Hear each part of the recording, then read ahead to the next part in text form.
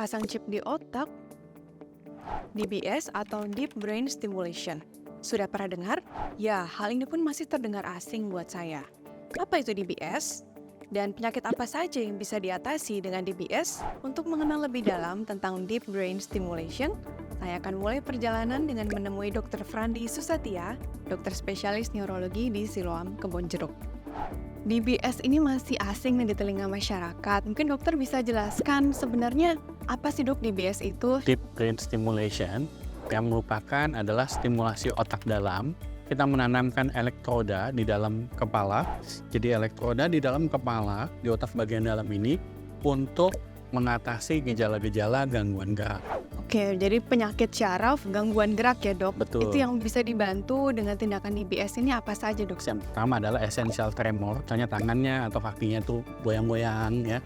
Kedua penyakit Parkinson, ya, yang kaku, pelan, penyakit dystonia, di mana itu gangguan gerak, di mana ototnya tuh meliuk-liuk. Jadi Parkinson itu merupakan penyakit neurodegeneratif atau penderita penyakit Parkinson ini mempunyai gejala-gejala yang khas. Yang pertama adalah tremor pada saat istirahat, jadi pada saat diam tangannya itu seperti memegang pil, badannya menjadi kaku, ya, menjadi lamban. Misalnya kita mau ngambil gelas itu akan menjadi pelan, lamban. DBS ini sangat membantu mereka yang sudah menderita Parkinson lebih dari 4 tahun, disertai dengan komplikasi motorik. Ini di mana pasiennya itu sudah minum obat, tetapi mungkin gejalanya kurang bisa diatasi dengan baik. Pasien ini belum mengalami suatu kecacatan atau mungkin penyakit yang lebih lanjut. Jadi bukannya berarti dia ini, oh ini last resources nih, aku hanya mau kalau dioperasi kalau udah nggak bisa gerak sama sekali. Nah, jadi pentingnya edukasi bahwa DBS ini kita lakukan stadium yang lebih dini karena hasilnya jauh lebih baik. Bagaimana sih kesadaran atau pengetahuan masyarakat Indonesia terhadap penyakit syaraf dan gangguan gerak ini? Jadi banyak sebenarnya masyarakat ini tahu nih, ini ada pasien ada gangguan gerak karena kan gerakannya yang sulit dikontrol. Wah, ini mungkin disantet atau mungkin dia, oh ini cuma penyakit-penyakit yang mungkin bawaan lahir. Penyakit-penyakit ini sebenarnya bisa diobati sehingga jangan sampai mengganggu kualitas hidup. Kurangnya pengetahuan masyarakat Indonesia tentang penyakit syaraf dengan gangguan gerak seringkali berakibat pada kesalahan dan keterlambatan penanganan. Bahkan, di negara maju seperti Amerika Serikat saja, terdapat lebih dari 40% penderita penyakit syaraf dengan gangguan gerak yang tidak pernah berkonsultasi dengan dokter spesialis syaraf. Langsung saja kita akan bertemu dengan Dr. Made Agus Mahendra Inggas, spesialis bedah syaraf, untuk mengetahui lebih detail tentang bagaimana prosedur DBS. Mungkin banyak juga dari masyarakat yang masih takut kalau dengar pembedahan di area otak.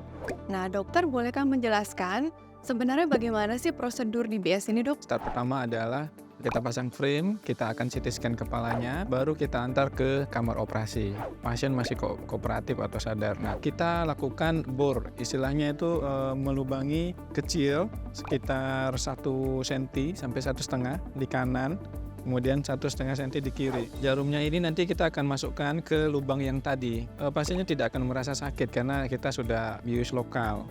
Masuk pelan-pelan sampai ke titik Parkinson namanya. Kita akan masukkan kabel di sini, kemudian ke mesin, terus kemudian kita strum atau stimulasi istilahnya ya. Kita akan lihat perubahan drastis dari kakunya.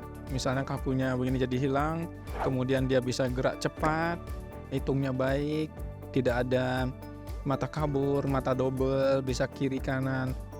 Itu berarti pas. Besi ini kita angkat, kemudian kita masukkan kabel ke dalam. Namanya lead dengan kabel. Setelah itu terlaksana, kanan dan kiri, lanjut ke tahap berikutnya dengan bius umum.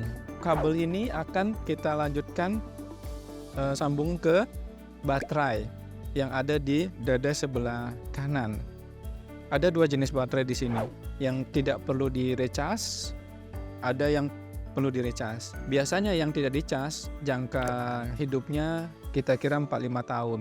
Tapi kalau yang direcas, memang bisa direcas setiap hari atau setiap minggu, tapi ini bisa 13-15 tahun. Kira-kira syarat apa saja sih yang perlu dipenuhi oleh pasien supaya tindakan DBS ini bisa berlangsung dengan aman dan juga minim risiko? Jika pertama MRI di kepala ada masalah, misalnya ada stroke yang begitu berat, otaknya yang begitu menciut, mungkin tumor di sekitar tempat Parkinson itu kemungkinan Parkinsonnya disebabkan oleh penyakit lain.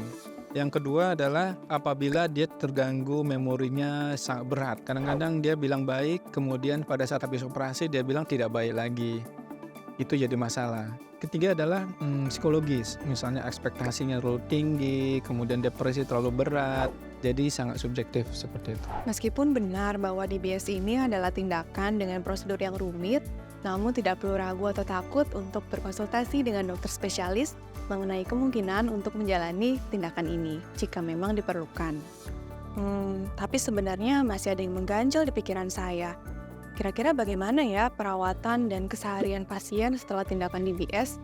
Apakah ada langkah-langkah selanjutnya yang perlu dilakukan oleh pasien? Langsung saja kita ketemu dengan Dr. Roxy Francisca, spesialis neurologi.